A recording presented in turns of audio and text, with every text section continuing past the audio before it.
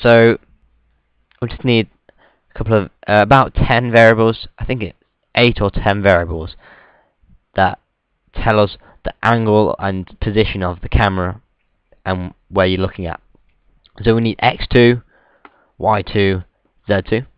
That's our first variables. So let's make these all equal 0. Most of the variables will equal 0, so let's make them all equal 0. And we have x from, that equals 0, y from, that equals 0, and z from, that also equals 0. Now we're going to say view direction. So this is the direction that our view is looking at. So that also will equal 0. I mean, we're going to say that a lot. View direction, again, type that again. But we're going to put z next to that. So view direction z, that actually is going to equal 200. So that's a good starting point for our z direction. Now we're going to say zoom equals 0, and zoom z equals 50. So basically all this is, these are variables that will denote the position and the angle that the camera will be at, and the zoom that the camera will be at.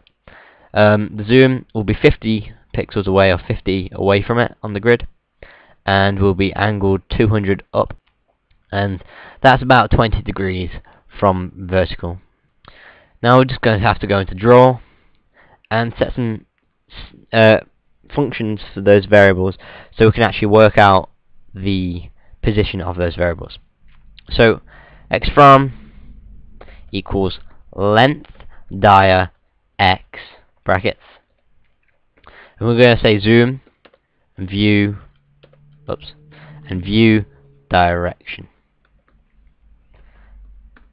Y from is similar, except we're going to say length dia y, and that is zoom view direction again. Now we're going to say what zoom is. So zoom equals length dia x. So again, it's a length dia x with the brackets. And then zoom z and view direction z. Then we're going to say x from, and that equals length y, length dia y, sorry, and that's zoom z and view direction z again. So they're kind of in two parts. We've got x, y, and x from and y from, and zoom and z from.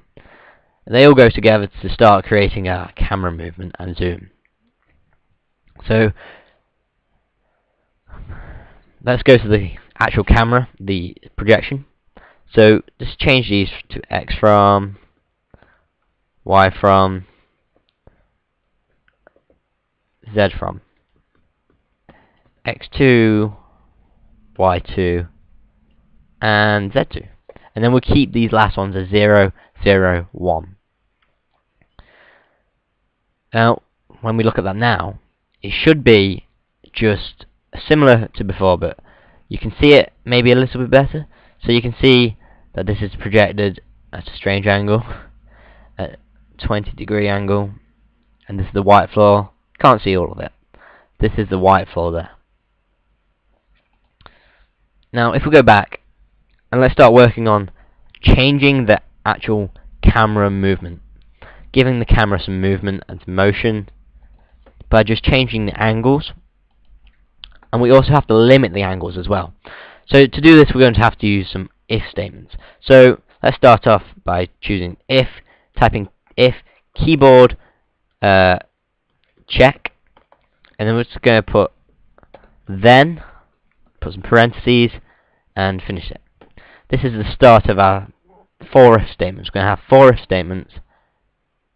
So just copy that 3 times, and I copied it too many times. So this is our if statement bit.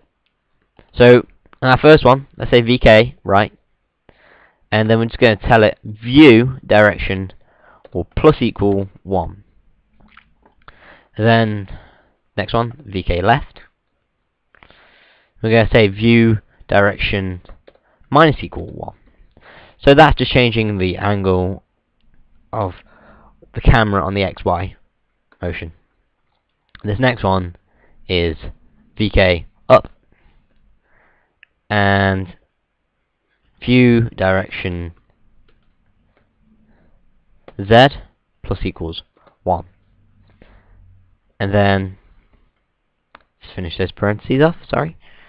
And then we're going to say VK down for this next if statement, and view direction Z will minus equal 1. So that's changing the angle that the camera will rotate. Now we just need to limit it slightly, because if it's not limited, it does mess up. So we're just going to type in another couple of if statements. If view direction Z is greater than 269, then we're just going to say view direction Z equals 269. And then again, we're going to do a similar if statement. If view direction Z is less than 91, then we're just going to say that view direction Z equals 91. Sorry.